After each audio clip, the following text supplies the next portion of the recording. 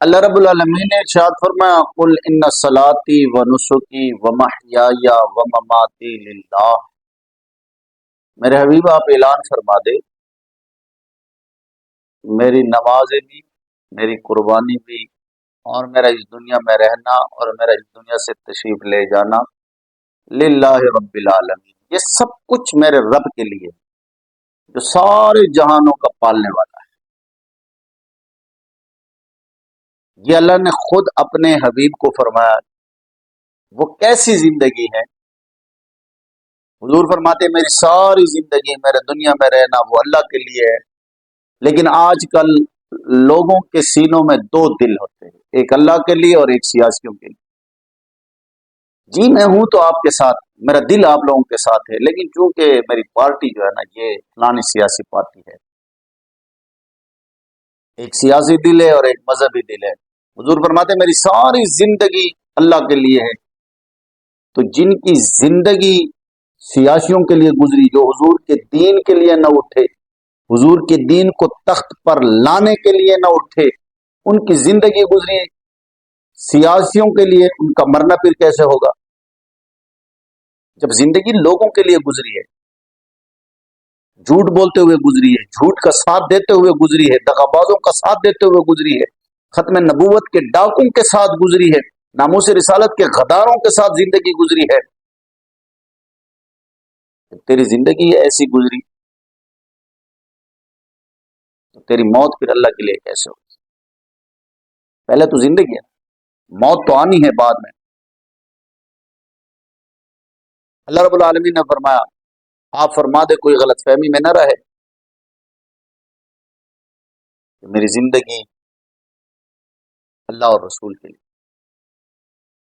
اور اگر کسی کی زندگی سیاسیوں کے لیے گزرے، اس کی زندگی سیاسیوں کے لیے ووٹ مانگتے ہوئے گزرے، اس کی زندگی سیاسیوں کے لیے جھوٹ بولتے ہوئے گزرے، فرمایا میرے حبیب آپ فرما دے قل انا صلاتی و نسکی و محیای و مماتی للہ، میری نماز، قربانی، دنیا میں زندہ رہنا، دنیا سے تشریف لے جانا، یہ سب کچھ اللہ کے لیے ہے۔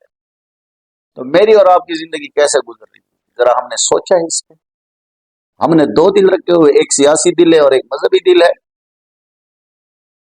اس ملک میں کیا کیا نہیں ہو رہا، کیا کیا نہیں ہو رہا ہے اسلام مخالف۔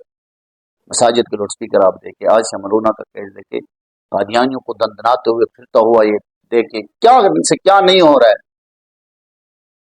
تو میری اور آپ کی زندگی کیسے گزر رہی؟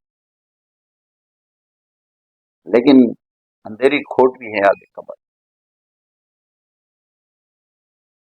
حضرت عثمان غنی رضی اللہ تعالیٰ عنہ حضور کے غلاموں کو دیکھے، ان کی زندگیاں کیسے گزری۔ وہ نیک لوگ جس کے بارے میں حضور علیہ الصلوۃ والسلام نے 4 مرتبہ حضرت عثمان غنی نے حضور سے جنت خریدی، غزوہ تبوک کے لیے، بحر روما کے وقت بھی، اور عید والے دن جو حضور نے خطبہ دیا،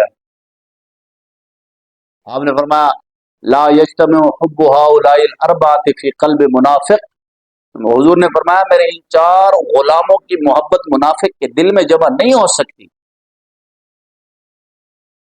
اور پھر حضور نے عید والے دن فرمایا، حضرت عبد الرحمن بن عوف رضی اللہ تعالیٰ عنہ کہتے ہیں کہ رسول اللہ صلی اللہ علیہ وسلم نے فرمایا قال قال رسول اللہ صلی اللہ علیہ وآلہ وسلم ابو بکر فی الجنت و عمر فی الجنت و عثمان فی الجنت و علی فی الجنت و طلحہ فی الجنت و زبیر فی الجنت و عبد الرحمن بن عوف فی الجنت و سعد فی الجنت و سعید فی الجنت و ابو عبیدہ ابن جراح فی الجنت۔ میرے آقا کریم علیہ الصلوۃ والسلام نے فرمایا ابو بکر جنتی، عمر جنتی، عثمان جنتی، علی جنتی، طلحہ جنتی، زبیر جنتی، عبد الرحمن بن عوف جنتی، سعد جنتی، سعید جنتی، سعید بن زید جنتی، اور ابو عبیدہ بن جراح جنتی۔ ایسی کوئی دنیا نہیں افلاک کے نیچے۔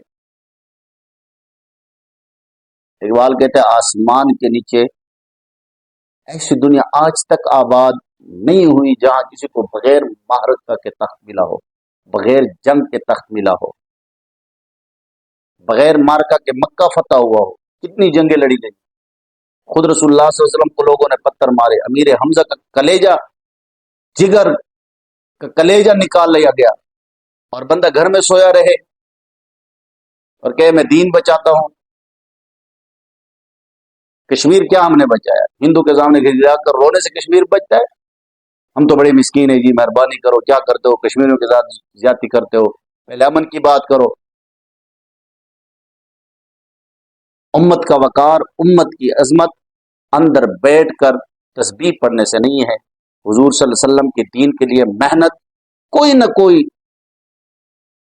کرے، اور اسلام قیامت تک بلند رہے گا، اور پھر غازیوں کی وجہ سے بھی بلند رہے گا۔ قوت سلطان و امیر از لا الہ، ہیبت مرد فقیر از لا الہ، لا الہ الا محمد رسول اللہ کی ہیبت اور جلال وہی ہے جو حضور نے خود بتایا۔ صحابہ کے ہاتھ سے تسبیح نہیں ٹوٹی، صحابہ کے ہاتھ سے تلواریں ٹوٹی تھیں، اور رسول اللہ صلی اللہ علیہ وسلم نے بھی اس طرح تلوار اٹھا کر فرمایا کون لے گا تلوار؟ غزوہ بدر میں جب صحابی کے ہاتھ میں تلوار نہ رہی نا، تو حضور صلی اللہ علیہ وسلم کے ہاتھ میں کھجور کی شاخ تھی، حضور نے فرمایا یہ لو تلوار، یہ لو تلوار۔ جب حضور کے دست مبارک میں تھی تو وہ شاخ تھی، جب صحابی کے ہاتھ میں گئی تو وہ تلوار بن گئی۔ اور حضور صلی اللہ علیہ وسلم جب ظاہری دنیا سے تشریف لے گئے تو حضور کے پاس 1 روپیہ بھی نہیں تھا، لیکن 12 تلواریں حضور صلی اللہ علیہ وسلم کے گھر لٹک رہی تھی۔